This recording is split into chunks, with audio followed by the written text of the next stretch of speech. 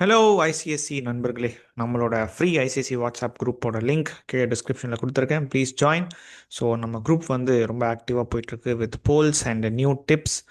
So kindly join as soon as possible. இந்த வருஷம் board exam எழுதுறீங்கன்னா உங்களுக்கு வேறு சாய்ஸே இல்லை, உள்ளே வந்துருங்க. ஸோ இன்றைக்கி நம்ம பார்க்க போகிறது வந்து எது அப்படின்னு பார்த்தீங்கன்னா, ஃபோர்ஸ் லெசனில் ஆல்ரெடி ஒரு 3 கிளாஸஸ் போச்சு இதை பேஸ் பண்ணி. ஸோ இப்போ வந்து நம்ம திருப்பியும் அதை பற்றி தான் பார்க்க போகிறோம். Force of 10 kgf is applied on a body of mass 100 grams initially at a rest for 0.1. calculate the momentum அப்படின்னு சொல்லி கேட்டிருக்காங்க. ஸோ இதோட ஈக்குவேஷன்ஸ் ஆஃப் மோஷன்ஸ் அதை வந்து நான் நேற்று கிளாஸில் அதை பற்றி டீட்டெயிலாக சொன்னேன். 3 ஈக்குவேஷன்ஸ் ஆஃப் மோஷன் இருக்குது, அதெல்லாம் என்னென்ன அப்படின்னு சொல்லி நான் சொல்லிட்டு இருந்தேன். ஸோ அதை பற்றி தான் நம்ம பார்க்க போகிறோம். ஸோ இது 2 பார்ட்டாக இருக்குது. ஒன்று வந்து பார்ட் ஏ, இது ஒன்று calculate the momentum. இன்னொன்று வந்து the distance traveled by the body in 0.1 seconds. Take g is equal to 10 Newton per kg அப்படின்னு சொல்லியிருக்காங்க. ஸோ நான் ஏன் செகண்ட் கொஷின் காட்டுறேன்னா அதுக்கு ஒரு அர்த்தம் இருக்குது, காரணம் இருக்குது, நான் சொல்கிறேன். Okay, so first what is the data we have அப்படின்னு சொல்லி பார்க்கலாம். சரியா? ஸோ ஒரு பாடி மேலே ஒரு 10 kg ஃபோர்ஸ் அப்ளை பண்ணுறாங்க. அந்த பாடியோட மாஸ் வந்து 100 grams. ஓகேவா? ஸோ எவ்வளோ நேரத்துக்கு அப்ளை பண்ணுறாங்கன்னா வெறும் 0.1 செகண்டுக்கு தான் அப்ளை பண்ணுறாங்க. ஸோ இப்போ இந்த பாடி வந்து நகரும். கரெக்டாக? ஏன்னா நம்ம ஃபோர்ஸ் அப்ளை பண்ணியிருக்கோம், ரொம்ப கம்மி நேரம்னா கூட நகரும் இல்லை. ஸோ எவ்வளோ தூரம் நகருது, இல்லை எவ்வளோ மொமெண்டம் வந்து அதை கெயின் பண்ணிக்குது அப்படின்னு சொல்லி பார்ப்போம். சரியா? ஏன்னா வந்து கிட்டத்தட்ட ஃபோர்ஸ் ஆஃப் 10 kgf அப்படின்றது சாதாரண வெயிட் இல்லை, ஓங்கி அடித்தா 1 டன் வெயிட் மாதிரி. இது ஒரு பெரிய நியூட்டன் வரும். அது வந்து என்னன்னு சொல்லி ஃபஸ்ட்டு கண்டுபிடிப்போம். சரியா? ஸோ நம்மளுக்கு வந்து ஃபார்முலா என்னன்னு தெரியும். சரியா? Force is equal to force into time. ஆக்சுவலாக force into time is equal to change in momentum. ஆக்சுவலாக இப்படி படிச்சிருப்பீங்க, change in momentum divided by time is equal to ஃபோர்ஸ்ன்னு படிச்சிருப்பீங்க. அதை தான் லைட்டாக நான் ரீஅரேஞ்ச் பண்ணிக்கிறேன், வேறு ஒன்றும் இல்லை.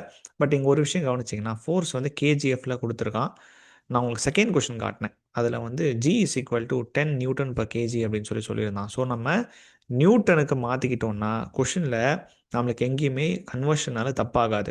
ஸோ கொஷினில் வந்து இப்போது take g is equal to 10 newton per கேஜின்னு சொல்லி அடுத்த சம்மில் பார்த்ததுனால, இது ஒரே சம்ன்றதுனால நான் வந்து என்னோடய நியூட்டனை மாற்றிக்கிறேன். சரியா? ஸோ ஃபோர்ஸ் வந்து என்னது 10 kgf. கரெக்டாக? ஸோ 10 kgf கூட இன்னொரு 10 மல்டிப்ளை பண்ணால் அது நியூட்டனாக மாறிடும். சரியா? பிகாஸ் நம்மளுக்கு எல்லாருக்குமே தெரியும்னு நினைக்கிறேன். So it is 100 Newton. Because நம்ம எல்லாருக்குமே என்ன தெரியும், 1 kgf அப்படின்றது 10 நியூட்டன் அப்படின்னு சொல்லி அர்த்தம். கரெக்டா? Yes. Okay, now substitute in this formula. சரியா? ஸோ ஃபோர்ஸ் எவ்வளோ? ஃபோர்ஸ் வந்து 100 நியூட்டன் இன்ட்டு எவ்வளோ நேரம் அப்ளை பண்ணாங்க, வெறும் 0.1 செகண்ட்ஸ் மட்டும்தான். சரியா? So what will be the change in momentum? 100 into 0.1 வந்து 10ன்னு வரும். So 10 is the change in momentum. Unit வந்து கேஜி மீட்டர் பர் செகண்ட். ஓகேவா? இல்லை newton metre per second, whatever you can write. சரியா? அதை எப்படி வேணால் எழுதிக்கலாம், இல்லை நியூட்டனே எழுதலாம். சரியா? ஏன்னா நம்ம இப்போ நியூட்டன் தான் மாற்றிக்கோம்ல, நியூட்டன் பர் செகண்ட். சரியா? ஸோ இதுதான் வந்து உங்களோட மொமெண்டமோட formula. Okay, this is the change in momentum. இதுதான் momentum acquired by the body. ரொம்ப அதிகம் தான். 10 நியூட்டன் அப்படின்றது சாதாரண ஃபோர்ஸ் கிடையாது. So 10 newton metre per second அப்படின்றது வந்து அதிகம் தான். ஸோ ஃபர்ஸ்ட் கொஷின் அப்ளை பண்ணியாச்சா? So now let's go for our second question. The distance travelled by the body in 0.1 second. ஏன்னா டிஸ்டன்ஸ் கேட்டான் திடீர்னு அப்படின்னா, ஃபஸ்ட் லெசன் பொறுத்தவரை டிஸ்டன்ஸ்னால் எஸ். நான் நேற்றே கிளாஸ் சொல்லியிருந்தேன், நேற்று வீடியோ போய் பாருங்கள். ஸோ டிஸ்பிளேஸ்மெண்ட் இல்லை டிஸ்டன்ஸ், இந்த மாதிரி எந்த வார்த்தை வந்தாலும் நீங்கள் அதை எஸ்ன்னு தான் புரிஞ்சுக்கணும். சரியா? ஓகே, நம்மக்கிட்ட இப்போ என்ன டேட்டாலாம் இருக்குது அப்படின்னு சொல்லி யோசிக்கிறோம். சரியா? So distance travelled by the body அப்படின்னா நம்ம எஸ்ஸை கேட்குறாங்க. கரெக்டாக? எஸ்ஸுக்கு டைரெக்டாகவே ஒரு 3 ஈக்குவேஷன்ஸ் ஆஃப் மோஷனில் ஒரு ஃபார்முலா இருக்குது. S is equal to u t plus ½ a t square. இந்த மாதிரி ஒரு ஃபார்முலா இருக்குது. கரெக்டாக? ஓகே, இன்னொரு ஃபார்முலா இருக்குது எஸ்ஸை வச்சு, நான் வேணால் சைடில் இங்கே எழுதுகிறேன். V square minus U square is equal to 2as அப்படின்னு சொல்லி இங்கே ஒரு எஸ் வச்சு ஒரு ஃபார்முலா இருக்குது. பட் இங்கே இனிஷியல் வெலாசிட்டி ஃபைனல் வெலாசிட்டின்ற வார்த்தை கொஷினில் எந்த இடத்துலையுமே மென்ஷன் ஆகாததுனால நான் இந்த ஃபார்முலாவை யூஸ் பண்ணிக்கிறேன். S is equal to u t plus ½ a t square. ஓகேவா? ஸோ நமக்கு யூ வந்து தெரியும். சரியா? வி வேல்யூ கொடுக்கல. ஸோ யூ வந்து தெரியும். பாடியை ட்ரெஸ்ட்னு சொல்லிட்டானே, இனிஷியல் ட்ரெஸ்ட்னா யூ வேல்யூ என்ன வரும்? 0. வேலை சிம்பிளாக முடியும் ஆக்சுவலாக. சரியா? பட் இங்கே நம்மளுக்கு ஒரு பிரச்சனை இருக்குது. யூ தெரியும், நமக்கு டைம் 0.1ன்னு தெரியும், ஆக்சலரேஷன் தெரியாது. கரெக்டாக? ஸோ ஃபர்ஸ்ட் நம்ம ஆக்சலரேஷனை கண்டுபிடிச்சிருவோம். ஆக்சலரேஷன் நீங்கள் ரொம்ப ஈஸியாக கண்டுபிடிக்கலாம். நம்மக்கிட்ட வந்து ஃபோர்ஸும் இருக்குது மாஸும் இருக்குது கரெக்டாக. Force is equal to mass into acceleration கரெக்டாக. ஸோ ஃபோர்ஸ் இப்போ தான் கண்டுபிடிச்சோம். What is force? 100 நியூட்டன். இப்போ தானே போன வாட்டி கண்டுபிடிச்சோம். 100 நியூட்டன். மாஸ் வந்து எவ்வளோ? மாஸ் வந்து இங்கே பாருங்கள் 100 கிராம்ஸ்ன்னு இருக்குது. பட் நம்ம எல்லாத்தையுமே வந்து கேஜியில் மாற்றிக்கிறது பெட்டர் சரியா.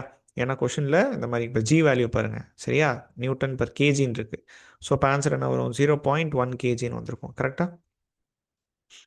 Okay, 0.1 kg into acceleration.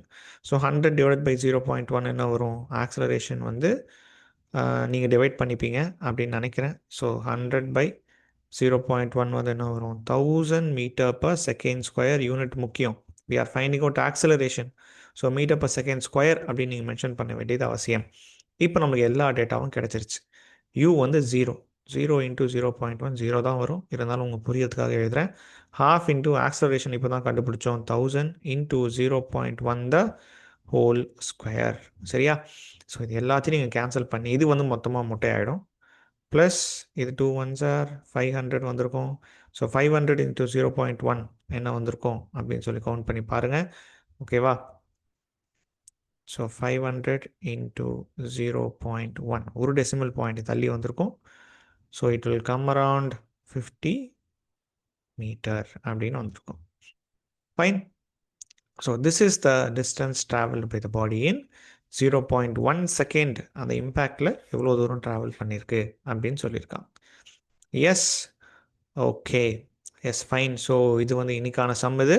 So இதே மாதிரி உங்களுக்கு வேறு ஏதாவது சம் டவுட் இருந்துச்சு இல்லை சாப்டர் ஏதாவது தெரியணும் அப்படின்னா ப்ளீஸ் டூ கமெண்ட். நான் அடுத்த வீடியோவில் உங்களை சந்திக்கிறேன். டடா பாய்.